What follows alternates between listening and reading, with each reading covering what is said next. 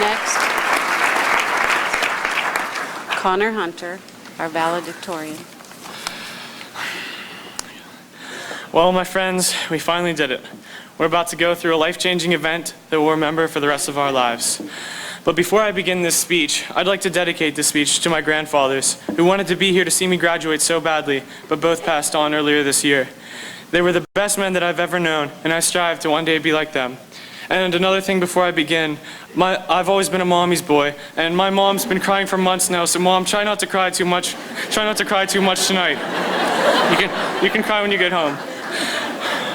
Okay. This has been a little scary for all of us, because school's been the only thing that we've ever known. We've had a lot of good memories together, from our fun times back in the elementary school playground, to those wild middle school days, to finally these memory-filled high school ones. The best part of it all is that all these memories were made together, with such a small class here that most of us have been classmates and friends since early elementary school. But now it's time to move on. Fortunately for us, we're all moving on together. For some of us, we'll get our diplomas, walk out those doors, and we'll never see one another for the rest of our lives. But for others, we'll stay in close contact throughout college and beyond.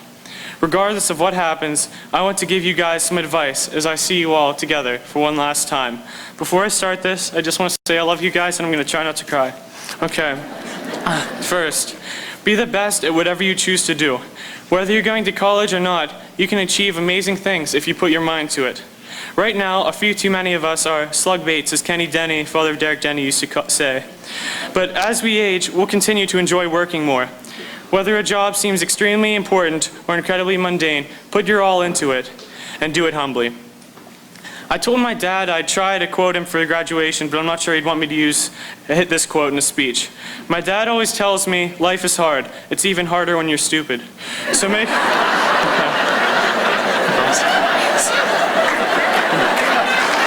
Hold on. Thank you, guys. So, on that note, make good choices. At college, all of your morals are going to be tested. Some of you will fall prey to alcohol, drugs, and illegal activity. It's unfortunate and sad, but it's the reality. Some of us will fall into peer pressure and act as what my old Sunday school teacher Al Sipman used to call a stumbling block. Don't have your only purpose be to trip others up. Just like iron sharpens iron, we need to raise each other up and overcome these obstacles. Next, money is of little importance. Money is just some flimsy, dirty paper. Don't have your life revolve around dirty paper.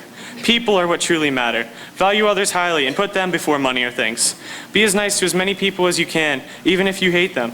Spend every day trying to make someone's day. Do this and you'll get extreme satisfaction out of your life.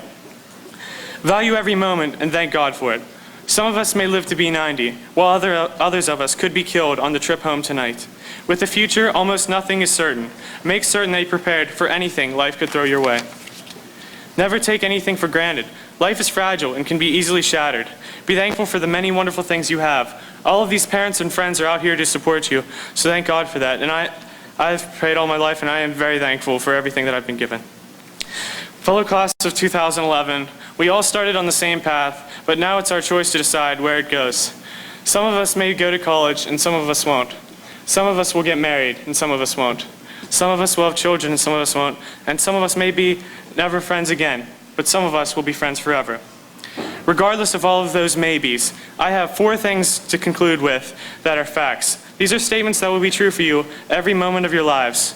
There's no chance or possibility for these final 4 points and these final 4 certainties. Listen to what I'm about to say. Number 1, we are all living right now. We all have a present and can control for ourselves each instance of time.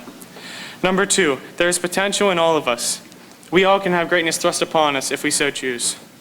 Number 3, at one point, we are all going to die unless there is some divine intervention. And finally, my last and final fact that's for certain. You guys will always be remembered in my mind and loved in my heart.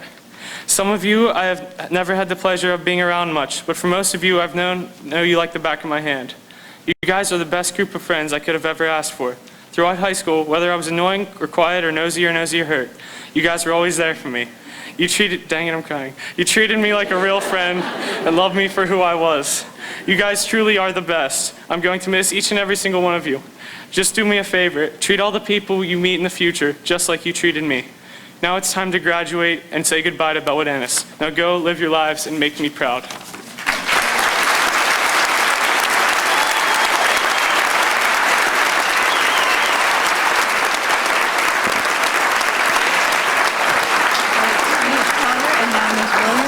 How can you help but not just love these kids, right? Thank you, Connor.